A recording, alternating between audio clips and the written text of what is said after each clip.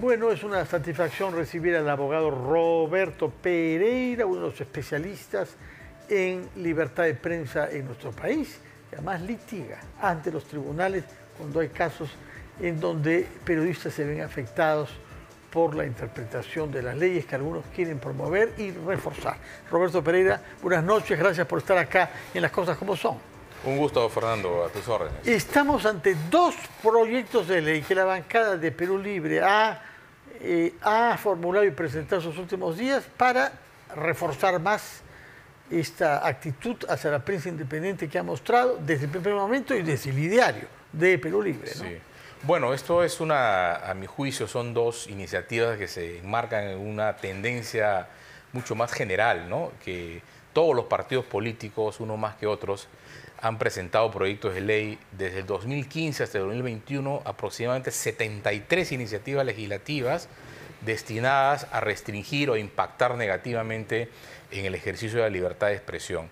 Y en este caso, en el caso de Perú Libre, además, creo que obedece a este ideario que ellos tienen y que está plasmado además por escrito, ¿no? Oficialmente en Perú Libre, que no creen en la libertad de expresión. Ellos creen en algo distinto a la libertad de expresión, que consiste en que los periodistas y los medios solo deben opinar aquellos que ellos creen que es lo correcto, que es lo bueno, ¿no? La defensa de los intereses del pueblo. Exactamente. Que es lo que dice, debería haber un órgano único, como en Cuba. Un único punto de vista, porque hay un único pueblo, las clases populares. Bueno, es lo que dice el ideario literalmente. Pero, ¿por qué esta voluntad de meter a periodistas en prisión por la difamación que hayan podido hacer? Porque me parece que hay una intolerancia, ¿no? Respecto a la crítica. Es una actitud, creo que es esencial a su concepción de la política y del sistema político en general, ¿no? Que es incompatible con la democracia y con la libertad de expresión, ¿no? Entonces, permanentemente se está buscando criminalizar, incrementar penas, incorporar nuevos supuestos innecesarios, confusos, para precisamente aprovechar de esa ambigüedad, de esa falta de precisión de la norma y presionar la sanción a los periodistas. No necesariamente seguro condenarlos, ¿no? Porque tenemos un poder judicial que esperamos todos que pueda atajar este tipo de embestidas. Pero ya el hecho de mantener procesado a un periodista, ¿no? Con procesos penales, a veces con más de un proceso penal, utilizando este tipo de normas, ya es una afectación grave a la libertad de expresión que genera un efecto de desincentivo de autocensura en la prensa, ¿no? Ahora, hay, sin embargo, hay políticos que se han aprovechado de esa ley. Hemos visto el caso de César Acuña, que hizo un proceso contra el autor de un libro que le concernía sobre él, ¿no? Finalmente desistió, pese a que ellos habían afirmado que irían hasta las últimas consecuencias, y el juez acogió esta demanda y hubo una condena en primera instancia contra Christopher Acosta. Usted tuvo que ver con ese proceso, me parece, por difamación agravada, ¿no? Sin duda es un caso que yo patrociné, efectivamente terminó con un desistimiento por parte del querellante. ¿Qué lo llevó al abogado Gersi y a su patrocinado César Acuña, después de haberse jactado de haber obtenido esta sentencia de periodistas y de pedir 100 millones de soles, me parece, ¿no? Así es, totalmente desproporcionado, ¿no? Bueno, yo creo que reflexionaron en torno al asunto y vieron pues que era una actitud absolutamente incompatible, ¿no? Con la libertad de expresión. Además de todo el costo político, en este caso tenía una actitud de esa naturaleza de alguien que pretende conducir la nación, ¿no?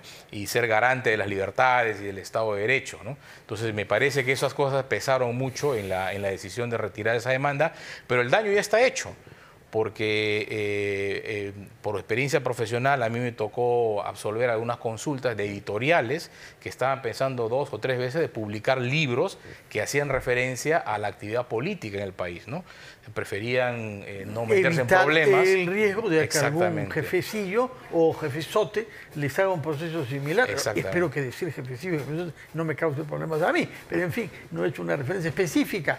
Y si hay editoriales que se inhiben de escribir un libro crítico, pues estamos retrocediendo en nuestro ejercicio de la libertad. Es precisamente el efecto que se denuncia siempre, ¿no? Este efecto de autocensura, de amenazar con sanciones penales, de recurrir a los tribunales de justicia para intentar sanciones penales. Y es por eso que en la tendencia en América Latina, en el sistema de protección de derechos humanos, es claro el abogar por la despenalización de este tipo de Cuéntenos conductas, sobre ¿no? esta tendencia. ¿En qué países específicamente se ha registrado una despenalización que contrasten los otros casos que vemos, ¿no?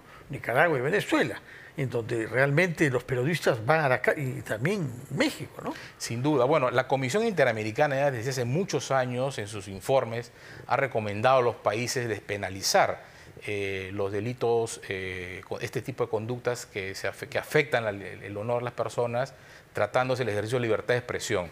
Y la Corte Interamericana en el 2019 emitió una sentencia contra Venezuela precisamente, donde por primera vez sostiene que penalizar los discursos protegidos, es decir, los discursos que cuestionan asuntos de interés público, es incompatible con la Convención Americana de Derechos Humanos. Y creo que el ejemplo emblemático de una regulación acorde con esa doctrina es la uruguaya, ¿no? En Uruguay hace mucho tiempo se ha regulado una excepción para no criminalizar este tipo de conductas, dejando a salvo obviamente el honor de los particulares, es decir, cuando no existe un discurso que cuestiona asuntos de interés público y simplemente se entromete en asuntos de la vida privada, de la vida íntima de los particulares. Me parece que ese es un modelo que los países deberían acoger porque es una legislación muy avanzada que va en la línea de esta jurisprudencia de la Corte Interamericana y de lo que la Comisión Interamericana viene diciendo hace mucho tiempo. Ahora, ¿no? si yo digo, por ejemplo, de usted alguna barbaridad, alguna mentira manifiesta para intimidarlo y para desacreditarlo, ¿qué derechos tendría usted? ¿Cómo se defendería? ¿Qué cosa es lo razonable de acuerdo a esta legislación uruguaya que nos pone como ejemplo? Bueno, en primer lugar hay que analizar si se trata de hechos u opiniones, ¿no? Tratándose de hechos, se pasa a un test de veracidad subjetiva, entendido no como verdad absoluta, sino como el despliegue de deberes de diligencia. Ya, por ejemplo, si yo digo como opinión y como hechos, usted es un pro-ruso y ha recibido plata de Vladimir Putin para justificar la invasión de Ucrania. Si yo escribo eso de usted. Bueno, ahí hay un hecho, se está afirmando un hecho y ese hecho tiene que haber pasado un mínimo test de comprobación o de verosimilitud, de deberes de diligencia en la comprobación de esa información, ¿no? Pero pues, si el hecho es absolutamente inventado, es un hecho que sale simplemente de la imaginación de alguien y claramente afecta el honor de una persona, sin duda que hay una afectación del ¿Y cuál es el procedimiento que la ley debería permitirle a usted? Bueno, en el Código Penal peruano están previstos los delitos contra el honor ante la imputación de un hecho manifiestamente falso. Cuando la persona que impute ese hecho ha actuado con dolo manifiesto, sin duda puede incurrir en un delito de difamación, ¿no? ¿Y cuál es la pena que le correspondería? La pena que actualmente está prevista es una pena no superior a los 3 años de pena de privacidad de libertad, o sea, no hay carcelería efectiva, ¿no? Que es lo que este proyecto precisamente pretende modificar, años, elevando a 5 años, de entre 2 a 5 años, con lo cual ya es pena efectiva. Hay un riesgo de cárcel efectivo para este tipo de conductas, ¿no? Que muchas veces puede ser desproporcionado, porque a veces una persona puede incurrir en un error, ¿no? En una falta de prolijidad en verificar la información, y lo que correspondería más bien es una rectificación, en este caso antes que recurrir a la sanción penal, ¿no? Ahora, lo que llama la atención de este proyecto de ley presentado por Perú Libre después de muchas idas y venidas, ¿no?, es que algunas de las personas que aparecen como firmando el proyecto de ley sostienen que no lo han firmado. Aparentemente hay uso de nombres impropios para completar el número mínimo. Bueno, no es la primera vez que no es la primera vez. No es la primera es una práctica parlamentaria. Que puede pasar esto en el Parlamento. Hemos visto que alguien ha sustituido a alguien en el Pleno votando, ¿no? Sí, cuando los jueces constitucionales. Es una Creo falta, que el señor Dahmer, ¿no? Así es, una falta de honestidad ya en el desarrollo de la práctica parlamentaria que debería ser corregido y denunciado, ¿no? De acuerdo. Ahora, como hay una voluntad de oponer a los órganos de prensa nacionales de los regionales. Y el gobierno ha insistido que se trata de favorecer tales entrevistas y dar los apoyos económicos a los órganos regionales. Pero hay muchas quejas de las regiones de una intimidación mayor a la que se ejerce en la capital por parte de las autoridades locales y de los directores regionales de los ministerios, etcétera. ¿Llegan esas quejas a IPIS? Sí, por supuesto, ¿no? El ejercicio de la libertad de expresión al interior del país tiene una serie de problemas, ¿no?, que tienen que ver con la estabilidad de los medios, con la capacidad de resistir a presiones que vienen de autoridades locales y al revés, con conductas también impropias de algunos medios de comunicación y periodistas que al no recibir financiamiento del Estado de algunas autoridades se convierten en un operador político, se exceden en el ejercicio de la libertad de expresión, ¿no? Y hay todo un problema ahí muy importante con el ejercicio de la libertad de expresión en provincias. Por lo tanto, hacer esta oposición así absolutamente ciega, ¿no? Yo creo que es perversa porque en primer lugar no se justifica una oposición de esa naturaleza y en segundo lugar la tendencia debe ser a reforzar más bien a los medios de comunicación para que los medios de comunicación estén preparados o que no puedan sucumbir ante presiones que vengan del poder. Por lo tanto, alentar a medios de comunicación que son débiles en sí mismos porque no tienen una capacidad económica o no tienen estabilidad en su desarrollo periodístico, creo que es un error, ¿no? Es alentar precisamente este tipo de situación que puede ser utilizado precisamente políticamente por esta precariedad, esta debilidad que muchos de estos medios de comunicación tienen en el interior del país. ¿Cómo deberían defenderse los periodistas y sus gremios de ataques que vienen de las más altas autoridades del Poder Ejecutivo, sosteniendo que hay un complot golpista de la Fiscalía, una parte de la oposición parlamentaria y los grupos de prensa? Bueno, es una tesis delirante, ¿no? Sí. Que viene de un gobierno que se siente acorralado por un cúmulo de evidencias que están saliendo por todos los medios, ¿no? No solamente son medios que ellos puedan calificar como golpistas o no golpistas, ¿no? Todos los medios de comunicación han dado cuenta de estos hechos, ¿no? Son hechos objetivos, ¿no? Ya abrumadores, diría yo, incriminatorios contra el presidente de la República y su entorno, ¿no? Por lo tanto, allí la única solución es estar como sociedad civil alertas, como medio de comunicación y la prensa en general, muy alertas frente a esta pretensión de arremeter contra la prensa, porque la prensa está haciendo su trabajo, está dando cuenta de una serie, de un conjunto de hechos que involucran sin duda al entorno gubernamental en hechos muy graves, ¿no? Y que son de altísimo interés público.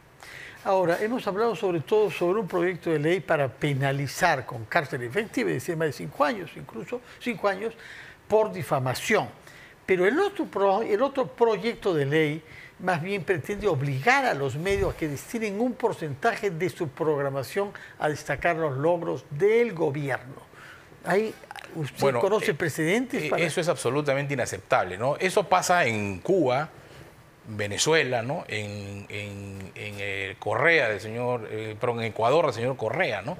Donde el gobierno imponía a los medios determinados contenidos, ¿no? Y contenidos obviamente que le eran favorables, ¿no? Creo que eso es una intervención absolutamente incompatible con la Convención Americana de Derechos Humanos y la Constitución.